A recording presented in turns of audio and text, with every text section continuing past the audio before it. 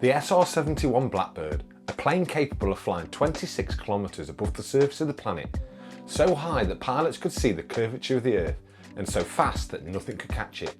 Coming up in this episode on What's Up.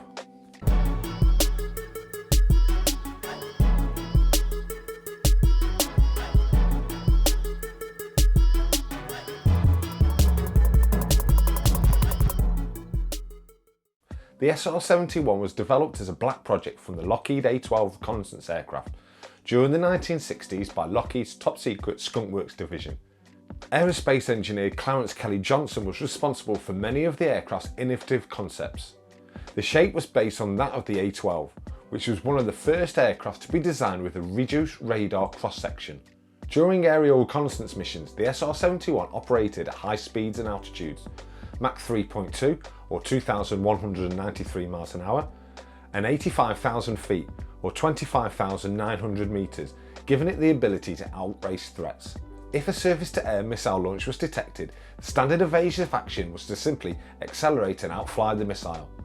On average, each SR-71 could fly once per week due to the extended turnaround required after each mission recovery. A total of 32 were built, 12 were lost in accidents but none lost by enemy action. So what about the design? Well, on most aircraft, the use of titanium was limited by the costs involved and was generally used only in components exposed to high temperatures such as the fairings on the exhaust and the leading edges on wings. However, on the SR-71, titanium was used for 85% of the structure. To control costs, Lockheed used a more easily worked titanium alloy which softened at a lower temperature. The challenges posed led Lockheed to develop new fabrication methods which have since been used in the manufacture of other aircraft. Lockheed found that washing welded titanium requires distilled water as the chlorine present in tap water is corrosive.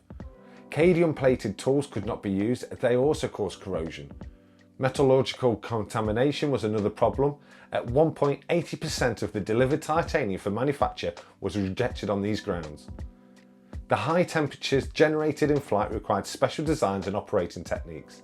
Fuselage panels were manufactured to fit loosely on the aircraft whilst on the ground, and it wasn't until it was in flight where the friction from the high speed it was doing generated heat, expanding the aircraft's frame by several inches and sealing up all the gaps. Because of this, when it was on the ground, the SR-71 leaked like a sieve. Whilst in flight, because of these high speeds, the outer windscreen of the cockpit would reach temperatures of 316 degrees Celsius or 600 degrees Fahrenheit. So it was made of quartz and fused ultrasonically to the titanium frame, and on landing the canopy temperature was over 300 degrees Celsius or 572 degrees Fahrenheit. Titanium was in short supply in the United States, so the Skunk Works team were forced to look elsewhere for the metal, and much of the needed material came from the Soviet Union. Working through third world countries and bogus operations, they were able to get the rutile ore shipped to the United States to build the SR-71. So the engines. The SR-71 was powered by two Pratt & Whitney J58 axial flow turbojet engines.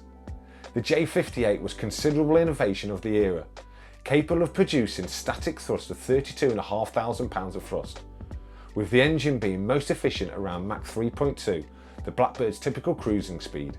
At takeoff, the afterburner provided 26% of the thrust, with this proportion being increased progressively with speed until the afterburner provided all the thrust at about Mach 3. During flight, because of the supersonic speed, a revolutionary design was created where the front cone of the engines would move backwards and forwards depending on the speed to prevent the supersonic shockwaves from entering the engine and destroying them. Flying at 80,000 feet or 24,000 meters meant that crews could not use standardized masks, so specialized protective pressurized suits were produced for crew members by David Clark Company, costing $120,000 each. Furthermore, emergency ejection at Mach 3.2 will subject the crews to temperatures of 230 degrees Celsius or 450 degrees Fahrenheit. Thus, during a high altitude ejection scenario, an onboard oxygen supply would keep the suit pressurized during the descent. Blackbird pilots and reconnaissance systems officers, or RSOs, were provided with food and drink for the long reconnaissance flights. Water bottles had long straws on which crew members guided into an opening on the helmet by looking into a mirror. Food was contained in sealed containers similar to toothpaste tubes, which delivered food to the crew member's mouth through the helmet opening. And if you needed to go to the toilet during what could be a very long mission, well, you guessed it, they basically wore adult nappies for if they couldn't hold it any longer. Although this was only for emergencies and strictly for number 1. The first flight of an SR-71 took place on the 22nd of December 1964 at the US Air Force Plant 42 in Palmdale, California. Piloted by Bob Gilliland, the SR-71 reached a top speed of Mach 3.4 during flight testing, with pilot Major Brian Shaw reporting a speed of Mach 3.5 on an operational sortie while evading a missile over Libya. The first SR-71 to enter service was delivered to the 4200th Strategic Reconnaissance Wing at Beale Air Force Base, California in January 1966. During the beginning of the Blackbird's reconnaissance missions over North Vietnam and Laos in 1968, the SR-71 averaged approximately 1 sortie per week for nearly 2 years. By 1970, the SR-71s were averaging 2 sorties per week, and by 1972, they were flying nearly 1 sortie every day. 2 SR-71s were lost during these missions, one in 1970 and the second aircraft in 1972, both due to mechanical malfunctions. Over the course of its reconnaissance missions during the Vietnam War, the North Vietnamese fired approximately 800 SAMs at the SR-71s, none of which managed to score a hit. Pilots did report that missiles launched without radar guidance and no launch detection had passed as close as 150 yards from the aircraft. European operations were from RAF Mildenhall in England. There were 2 routes, one was along the Norwegian coast and up the Kola Peninsula, which contained several large naval bases belonging to the Soviet Naval's Northern Fleet, and the other route from Mildenhall was from the Baltic Sea, known as the Baltic Express. So why did they retire it? The most common official reasons were given that they were getting too old and/or to maintain it was too expensive. Another reason was that satellites could do it all, and a third reason, which was never stated officially but was widely believed, was that the Blackbird was being retired because of a superior replacement entering service called the Aurora. The SR-71 programme's main operational capabilities came to a close in October 1989. The first SRs kept its pilots and aircraft operational and active, and flew some operational reconnaissance missions through to the end of 1989 and into 1990, due to uncertainty over the timing of the final termination of funding for the programme. The squadron finally closed in mid-1990 and the aircraft were distributed to static display locations, with a number kept in reserve and storage. However, due to unease over political situations in the Middle East and North Korea, the US Congress re-examined the SR-71 beginning in 1993, and Rear Admiral Thomas F. Hall addressed the question of why the SR-71s were retired. It was agreed to add $100 million to the budget to return 3 SR-71s to service, but it was emphasised that this would not prejudice support for the long-endurance UAVs such as the Global Hawk. The funding was later cut to $72.5 million, and the Skunk Works were able to return the aircraft service all under budget at $72 million. The reactivation met much resistance. The US Air Force had not budgeted for the aircraft, and the UAV developers worried that their programs would suffer money if shifted support to the SR-71s. Also, with the allocation being a yearly reformation by Congress, long-term planning for the SR-71 was difficult.